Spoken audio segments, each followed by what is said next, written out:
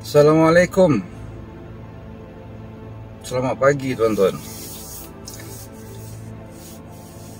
Beberapa tahun dulu, apabila kemunculan media sosial, dia menjadi satu berubah cara kita beriklan, cara kita menjual produk-produk kita. Ini berapa tahun dulu lah. Sebelum tu, saya pernah ingat saya untuk mengiklankan produk saya dulu, saya kena beli, kalau surat khabar tu dekat belakang-belakang tu kan, dia ada satu kolom-kolom yang mereka buat. Untuk beberapa perkataan tu saja, saya masih ingat saya membayar beberapa ratus ringgit untuk 3 hari iklan tu. Tiket je. Kemudian saya bertanya kepada surat-surat khabar yang popular tu untuk setengah page coverage beribu-ribu, satu muka lagilah beribu-ribu.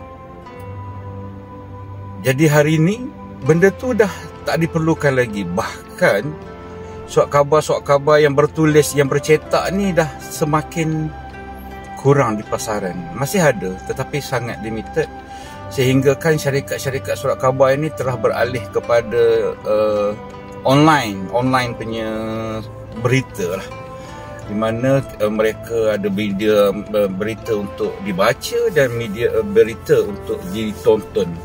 Dan kebanyakan orang hari ini dia suka menonton, dia tidak suka membaca. Jadi pada siapa-siapa yang meniaga ataupun ada benda-benda yang hendak dikongsikan dengan masyarakat, mereka tanpa perlu buat interview, tanpa perlu diinterview, tanpa perlukan kepakaran khusus, tanpa perlu belajar etika kewartawanan untuk menjadi wartawan. Nampak tak? Zaman telah berubah.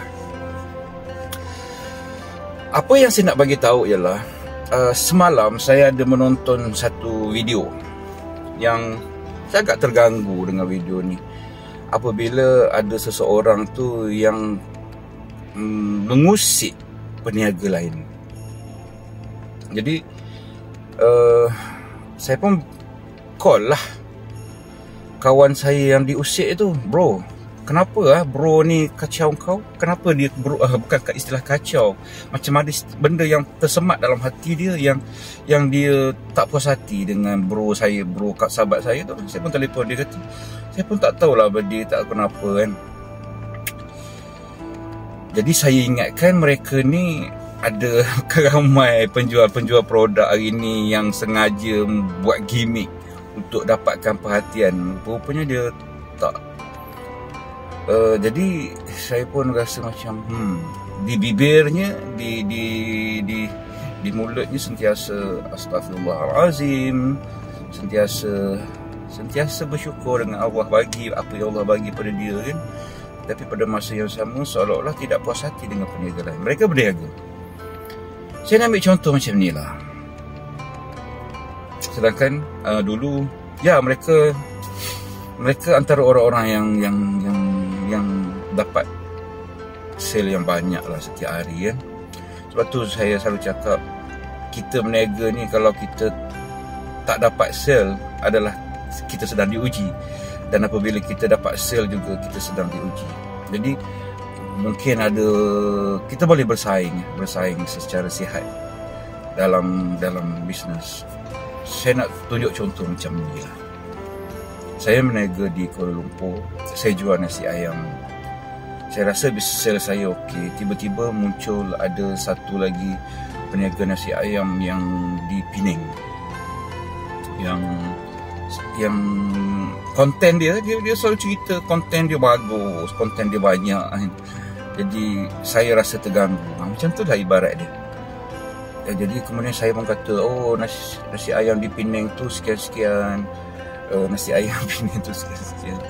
Sebab tu, jadi itulah antara elemen-elemen yang tidak bagus yang ada dalam hati kita. Tuan-tuan, Kuala Lumpur dengan Pening lain. Kalau dalam satu tempat tu kita boleh berniaga bersama-sama, apatah lagi jarak yang sangat jauh, mereka tu langsung tak ganggu kita. Inilah yang kita sebut ni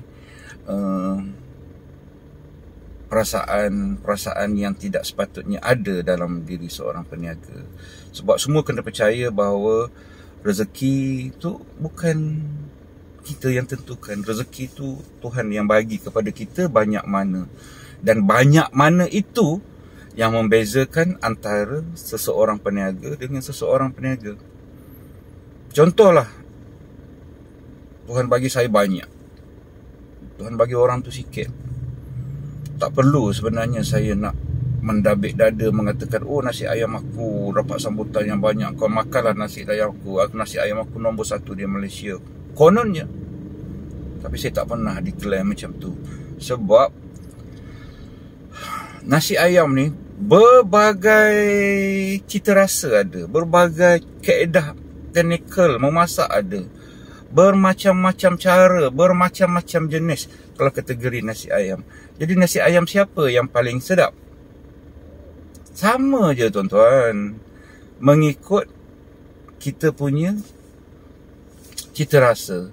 Jadi bagi saya, kalau kadang-kadang saya nampak kan, kalau saya pergi jalan raya, saya yang selalu declare, ini nombor 1 di Malaysia, ini nombor 1 di Malaysia, saya yang memulakan ini semua. Itu saya faham, itu hanyalah kaedah-kaedah marketing. Tapi apabila kita nak declare kita adalah terbaik, saya rasa itu kurang baik. Jadi apa yang saya cuba nak sampaikan pagi ni? Pertama, kita bersaing secara sihat. Kedua, rezeki orang kita tak tahu kenapa Tuhan bagi orang tu banyak.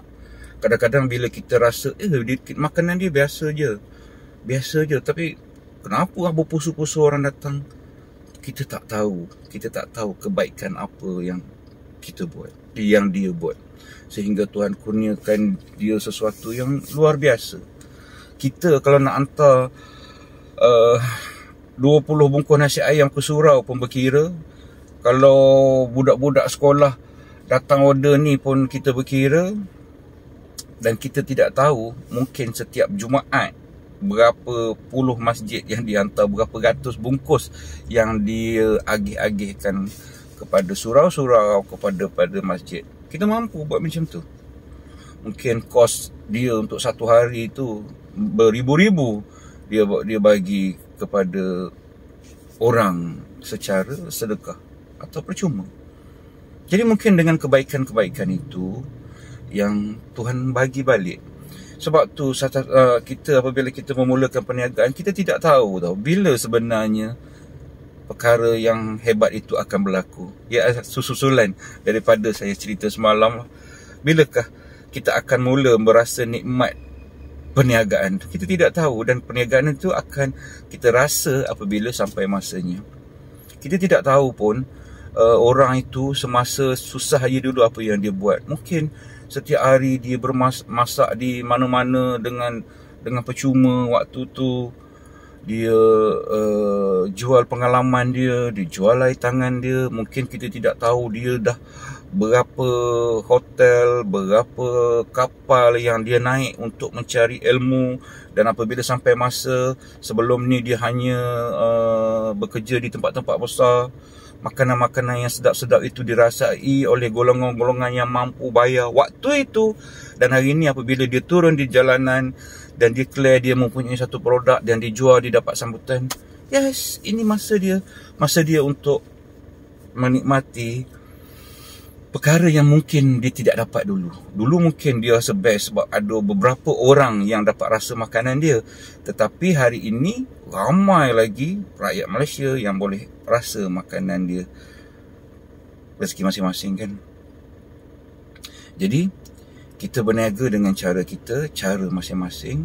Kita bersaing secara sihat supaya semua orang boleh dapat rezeki yang best, semua orang dapat rezeki yang luas.